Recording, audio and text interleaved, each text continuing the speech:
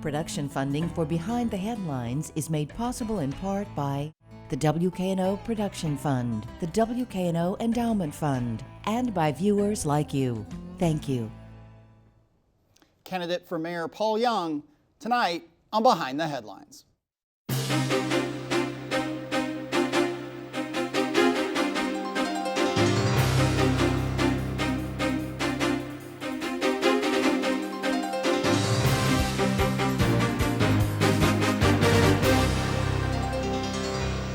I'm Eric Barnes with the Daily Memphian, and thanks for joining us. We are joined tonight by Paul Young, candidate for mayor, also head of the Downtown Memphis Commission. How are you? I'm doing great. Thanks for having me today. Absolutely. Along with Bill Dries, reporter with the Daily Memphian. Before we get started with Paul, I'll just run through, and people who've been watching have heard me do this, but out of fairness to the other candidates, it's important for me to note that as we are about 2 weeks from the beginning of early voting, as this airs, we have been having and are having all the leading candidates on Behind the Headlines for one-on-one interviews. We've so far had Karen Camper, J.W. Gibson, Michelle McKissick, Van Turner, Paul Young, of course, today. Frank Colvett came on, but that later dropped out of the race. In coming weeks, we'll have Floyd Bonner, as well as Willie Harrington, former Mayor Harrington. There's been no magic to the order because people ask, believe it or not. It's really just been the schedules and where we've been able to get people lined up. And so that's really all there is to that. For those we've already done, if you missed them, you can get those full recordings at WKNO.org, or you can go to dailymemphian.com. You can also get the audio of those wherever you get your podcasts. Just search for Behind the Headlines. This all follows 2 debates we did, a criminal justice debate back in, I think it was in April, seems like 100 years ago. That's available on the Daily Memphian site. And just a couple weeks ago, we did a debate with 5 of the candidates, including Paul Young, here at WKNO. Kanji Anthony and I co-moderated that. That video, an hour-and-a-half conversation about a wide range of issues, is available on WKNO. You can go to Daily Memphian, or you can even search YouTube and find that. The election, as I said, is September 15th is the beginning of early voting. The election day is October 5, but you must register to vote, and that's September 5, which is just a couple days away. So September 5, you've got to register.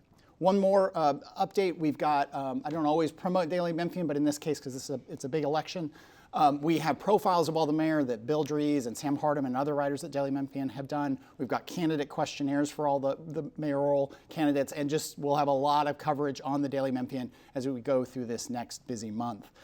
We will not have city council members and candidates on Behind the Headlines. It's just logistically too difficult with so many races, but we are covering those races extensively on the Daily Memphian. So go to Daily Memphian. All our election coverage is free during this leading up to Election Day. So with those logistics out of the way, Paul Young, thanks for being here.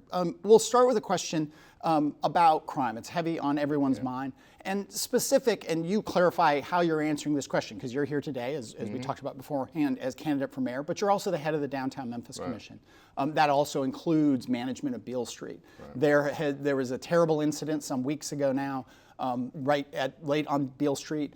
But crime generally, what is your approach? And then specific to your role as Downtown Memphis, head of Downtown Memphis Commission and oversight of Beale Street, what could you have done differently or better to mitigate some of these incidents, including that most recent one? Yeah, so I'll answer the last part first. I want to clarify that the incident did not take place on Beale Street proper. The incident took place on the periphery of Beale Street. And that's what tends to happen because of the security protocols that we've put in place on Beale Street. Those individuals that don't want to abide by the rules, that still want to carry guns and things of that nature, they tend to gather in certain places outside of Beale Street proper. And that's why we have worked with MPD over the past couple of weekends to ensure that we don't have those types of street parties taking place on the edges of Beale Street. And so I think we'll continue to operate in the fashion where we've set up various roadblocks to prevent cars from getting to the intersections, doing the donuts and burnouts, which is what led to some of the unfortunate incidents we saw a couple of weeks ago. And I think that's going to be the mode of operation moving forward in downtown, particularly on the weekends. When it comes to the broad overall strategy around crime, I tell people it's a twofold approach. One, we got to hold people accountable. So the people that are out here terrorizing our neighborhoods and communities, we have to make sure that we're getting them off the streets. And as mayor, I want to make sure that I am the chief collaborator, the person that's bringing all of the parties to the table, because you all know that the mayor can't control all of the things that happen in the criminal justice system single-handedly. It's going to take the other players. It's going to take the district attorneys, the judges, and the whole system coming together to galvanize around the solutions. It can't just be finger pointing. There has to be some collaboration. So accountability is number one. And then the second and equally important part of it is intervention and prevention.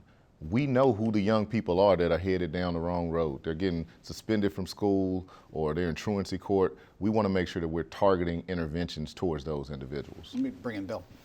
Which brings up something that I think we see happening, and that is we see both parts of what you're talking about, long-term and short-term approaches to it, but it's like a pendulum swinging, and so one of those tends to be the priority, and then something happens and the other one becomes the priority. So how as mayor do you stop the pendulum from swinging and be able to do both the long-term and the short-term? Because they're both important. I think everyone agrees on that. Absolutely. I mean, I think it's just making sure it's a priority.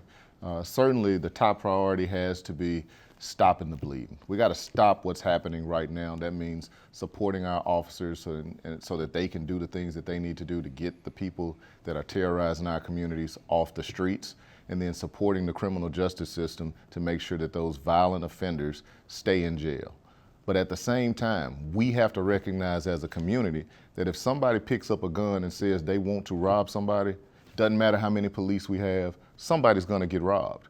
And so the question is, how do we get to their mind before they make that decision? And the way we get to their mind is through that targeted intervention and prevention that I just spoke about. Mm-hmm. Whenever there is some kind of effort announced, all of the different players are always there saying, we're united, we're going to collaborate on this. When something goes wrong with that approach, everybody starts saying, oh, well, that I wasn't handling that. This agency was handling it. How do you get around what some people have called silos? How do you get more cooperation than we've seen currently? I think it's a willingness to consistently be at the table, to put ego aside and say, it's all of our fault as a community. It's not one individual's fault that these things are happening. It's all of our fault. We are representing local government. We need the community at the table. We need our churches at the table. All of us have a role to play, and I believe that the mayor should be that chief collaborator, should be the one that is bringing the folks to the table, the chief convener that's saying, let's do it together. Let's stay at the table until we figure this out. And once we figure it out, let's continue to stay at the table to keep things going on the right path. If your approach as mayor if you're elected mayor and your approach to crime works, and it's not an everyday concern the way it is right now, how do you keep the momentum behind that other approach to this, the longer term approach? I think certainly we have enough challenges in our community that we're going to be working on multiple things at one time. And in order to keep the trajectory, keep the momentum, when we establish a program that's having an impact on the lives of young people, people that are dealing with severe poverty, who don't have the mentors and role models that they need, we want to make sure that the programs that are sustaining them continue to work. And so we're going to continue to put money on those efforts. And we're going to also work on cleaning up our neighborhoods, investing in jobs, investing in our youth, investing in arts and culture, the other pillars of the campaign, to make sure that we're doing all the things that keep our community whole. Do you think that the Department of Justice's pattern and practice investigation, which has just begun holding public hearings, do you think that the timing of that is right? Do you think that that is a valid exercise of the federal government's authority in this? Yeah, it's a valid exercise. I mean, given what we've seen recently, early this year, with the Tyre Nichols tragedy, we want to do all we can to restore faith with the community. And so we welcome the investigation as an opportunity to make sure that we're doing all that we can to ensure that our practices with the Memphis Police Department are respectful of the people in our city. The investigation, Tyre Nichols, raised a lot of questions about Chief Davis. Chief Davis got a lot of praise for how she handled and moving quickly, as Steve Mulroy, Jim Strickland, after the tragedy of Tyre Nichols. But you have said you don't want to say that you're going to support a given Chief Davis, or you've talked about Doug McGowan at MLGW, that just you'll make those determinations if you win, whether or not you're going to support them. So two-part question. What are you looking for? What are your criteria for a good police chief? And you've also said that you do want to increase the number of police. How will you get that done? Yeah, so what I'm looking for in the police chief is someone who's committed to being transparent, who's committed to engaging with the community in a real way. I feel like it's about relationships. Everything is relational. And the more we can have a chief who's out there, the better we're going to be in terms of the climate that we've seen with this friction between the community and policing. And lastly, with regards to the police chief, is I want someone who's going to get buy-in from the staff, from the team, from the officers that are on the ground. We got to have a leader who is able to galvanize that group and get their trust. When it comes to, what was the last part of your question? Hiring, which is obviously one, comes in part from the police So yes, when it comes to hiring, obviously we're doing a lot right now. The city is doing all types of incentives, and I think those are the right steps. I think what we have to do is, as we're continuing to hire, which I think they are doing a pretty good job with getting people hired, the problem is that the retention is still low. And so we have to do more around retention. So we should think of more ways to ensure that those that have been there for a while continue to see a future with Memphis Police Department. But at the same time, we must find efficiencies with the people that we have so that we can make their jobs more effective. Bill may have more questions on public safety, criminal justice. I'm going to pivot away from that and talk about one of the things that comes up often at this table over the many years we've been doing the show. We've talked to you about it in other roles, be it when you're at DMC or prior when you were at Housing and Community Development, and that's the whole role of economic development incentives broadly, be those pilots, be those TIFs, be those cash grants to get businesses or get housing done or get development started. There are critics who just say the city and the county, the various government entities, again, DMC and Housing and Community Development included, use them too much. They are giveaways to developers, and there is not enough accountability. Does the project get done?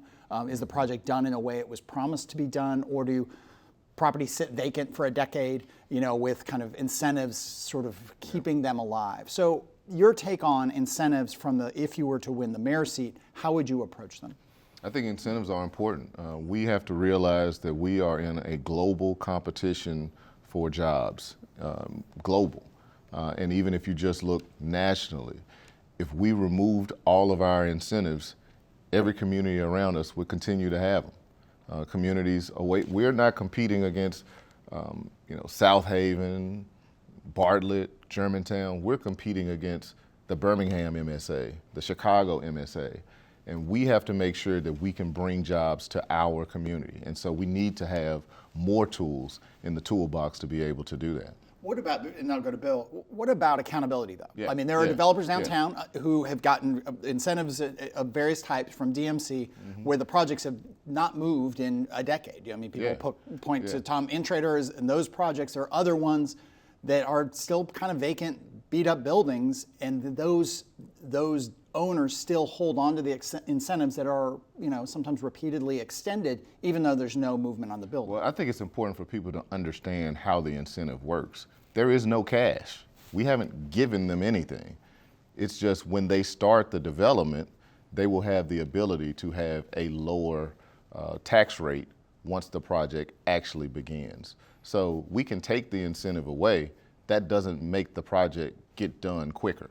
The idea around providing these incentives is to make very, very difficult projects happen. There are financial gaps on these projects that need to be closed, and if it's not closed, the project doesn't happen. One last follow-up, and then I really will go to Bill.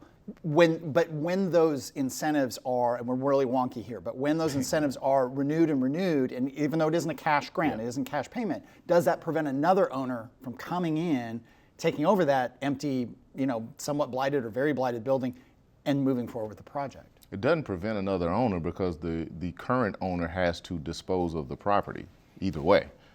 And the property is actually more attractive to be sold with an incentive anyway. Right. 10 minutes left, Bill. And I have a follow-up to that too. So a project is going. The property's being improved. The plans are moving forward. They may change a little bit, but the project's moving forward. So they're getting the incentive, which, let's say it's a pilot and it's based on property tax revenue. Right. Does the property tax revenue that is involved there, is it prevented from going to other public areas, other public concerns or duties that the city has? Yes. So if the property actually gets executed and the value of the property increases, they are paying less in taxes than they would be paying without a pilot. And so those are taxes that are foregone. But what we try to figure out is, could this project happen without the incentive? If not, then you get 100% of zero. But there are no taxes to be gained if the project doesn't happen. And so that's why when we do our analysis on the project, we're trying to determine, could it happen without this incentive? And the way that this works is pilots are not the only tool in the toolbox, I'll say, to use the cliche. There are other methods, and some things are being financed by the taxes that a business pays after the pilot rolls off. So do extensions complicate the flow of that revenue? Yeah, so the pilot extension fund, which is what I think you're referencing, is a different tool. It's essentially a TIF, and it takes that increase in taxes, and those taxes stay in a pool that can be used to finance infrastructure in downtown. And so as a result, you're seeing projects like the Mobility Center, which just recently came online. You see projects that are in the pipeline like 100 North Main. And so the intent is to ensure that it continues to serve the public good with those revenues that are coming in. Okay. As this show airs on September 1st, it's been a year since you announced your campaign. When you're running this kind of campaign, a citywide campaign, do the conditions that you are campaigning on, do the issues that you're campaigning on, have they changed since you announced? I think the number one issue when I started was crime, and it's still the number one issue. It's top of mind for everyone. And so the circumstances change, the issue of the day changes, I mean the topic of the day, but it still revolves around crime. And it is the number one thing that we have to address as a community. It has had an impact on the psyche of people. The tone is down. People are they're feeling down right now because of what we're seeing. And we want to bring some brighter days to our community. So crime is number one. All right, and a little bit further into the inside baseball of this, you and every other candidate start the campaign with a strategy. Does that strategy change? Has it in your case? It hadn't for me. We've been focused the whole time. We knew that we were going to have to build name recognition, but firmly believed and still believe right now that I'm the best person to take Memphis into the next chapter. And we knew that we were going to have to work hard to build relationships. I wanted to spend a lot of time working in communities and neighborhoods where I have strengths with people that already know who I am, and use those organic grassroots relationships to help build momentum for the campaign. And that's exactly what has happened. There are 17 candidates running in this race for mayor. Believe it or not, that's not a record. We've had more. We've had 25 candidate races for mayor. I'll ask this question two ways. Are there too many candidates in this race, and are there too few voters given the turnout we've seen of around 25 to 30% over the last 4 mayoral races? Yeah, I won't say there's too many. I mean, I wish there were less, but this is the first time in many, many years that there's been no incumbent. And so we knew there would be a lot of people putting their name on the ballot. Now, to your last question, I definitely think there are too few people that vote. There are too few people that understand the impact that the mayor and city council have on their day-to-day lives. They get riled up for presidential elections, but these local officials actually touch your day-to-day needs on a regular basis. And so I wish there were more, but we're going to do everything we can to inspire and encourage as many people to come out as possible. And we should also point out, Eric, that the city, a city election, races for the mayor and city council, we have not had a majority of the city voters turn out for one of these elections since 1991. Right. That's a good point. We'll stay with some campaigning and electioning. There is in an election season over the last few months, people come up to me many times. You've heard this. It's not a whisper campaign. It's a loud whisper campaign. Well, Paul Young will say to me, he's a Republican. Yeah. Are you a Republican? No, I'm a Democrat. Okay. Have you voted for Republicans in the past? So I've voted in Republican primaries in the past. I think the one that gets the most attention is the 2016 election when I voted in the Republican primary to try to prevent Trump from getting the Republican nomination. It was unsuccessful, but that was my attempt to try to make my voice heard on the other side of the ledger. It's a nonpartisan race, the mayor's race. As a Democrat, would you not work with Republicans? I'm going to work with everybody. Quite frankly, I think that partisanship gets in the way of progress. We've had Republicans, Democrats, all of them have been leaders in our community, but the results are still the same. Yeah. When I go to the neighborhoods in our communities, they are suffering.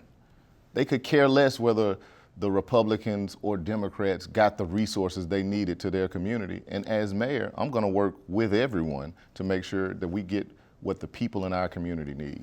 Speaking of resources, with 5 minutes left here, I mentioned earlier that, again, you're not saying you will or won't support any current leader of any city departments or officials. That includes Doug McGowan, I mentioned, from MLGW. But MLGW has been in the news for the last, for a while now, but especially in the last, with the power outages and the ice storms, the wind storms. What does, MLGW is owned by the city. It's essentially, it's not a department of the city, but it kind of sort of is. What does MLGW need to do? Does it need more money? Does it need more people? Does it need new leadership to diminish the number of outages that people in neighborhoods are really upset about? And it's not just annoying, it's a health risk, it's dangerous, and so on. MLGW needs time to work the plan. I actually reached out to Doug McGowan, had a great conversation with him about what the future of MLGW looks like and what their plans are. And he explained to me what process they're undergoing right now to ensure that they're doing things to trim the trees and use the dollars that they have to make the immediate updates to the system. They're doing some other assessments of the system to identify where are the areas where they can harden and change the wooden poles to steel poles, where are the areas where they could take utilities underground. And then also, how can they switch to a smart grid system? And so I believe in the plan that they have in place. It just needs time to be implemented. And they have enough money, you think? There's likely going to be a point where there's more money necessary, but they're going to have to get to the next phase of assessment to determine what that is. Let me stay with infrastructure, and again, back into neighborhoods, is roads and beyond the MLGW stuff, just the state of sidewalks, the state of roads, et cetera.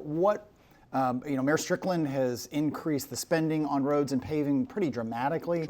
But you can still drive around and see areas that are lacking, and you can see some of the state roads that are essentially the responsibility of the state within the city limits that are in terrible shape. What would you do on those two fronts? Yeah, I think the state of the conditions on our roads is a function of how large our community is. We know we're a very large city. I think we have to continue to find ways to make more investments. I think Strickland got it from being about a 25-year paving cycle to down to about 12 to 11 years, which is great. We want to try and get it down to 8 years if possible. We have to find the resources to be able to do that. We talk a lot about this $50 million that's going to be coming up in the budget as a result of the debt cliff. I'd like to figure out what portion of that we could apply towards investing in infrastructure. All right, a couple minutes left, Bill. Right, and with the debt cliff, that's a result of the city having continued to pay down its debt. Do you think that windfall, so to speak, for the city negates the need for a property tax hike? I sure hope so. I mean, my goal is to make sure that we maximize every dollar that we have. We know that the $50 million is not going to be enough to fund all of our needs, but we hope that we can start to see significant progress by applying those resources towards these challenges that we've been talking about, investing in our youth, investing in our infrastructure, investing in transportation. All of those things are going to be priorities, and we're going to do all that we can to stretch it as far as we can such that we don't have to increase taxes. Several city council members at different times over about the last 5 or 6 years have said Memphis Light, Gas, and Water is a division of the city. It should be no different than Housing and Community Development, which you are head of, Public Works Division. But it is a different because utilities are heavily regulated on several different levels. Is there any scenario that you see where Memphis Light, Gas, and Water would not have its own board but would be on the level of any other city division? I don't envision doing that. I mean, I think we can continue to work seamlessly with MLGW in its current form. It's just about the leaders collaborating. And we have to act as grown-ups and work together, and that's exactly what we'll do. All right, we are out of time. Paul Young, thanks for being here. Bill, thanks for being here. If you missed any of the interview today, it'll be available at WKNO.org or the Daily Memphian. We've also done interviews with other candidates over the past couple of months. That includes Karen Camper, W. Gibson, Michelle McKissick, Van Turner, obviously Paul Young today. We have Floyd Bonner coming up soon, former Mayor Harrington coming up soon. Those will all be on WKNO.org or Daily Memphian. Register to vote September 5. Early voting begins September 15. Election day is October 5. Thanks for being here. We'll see you next week.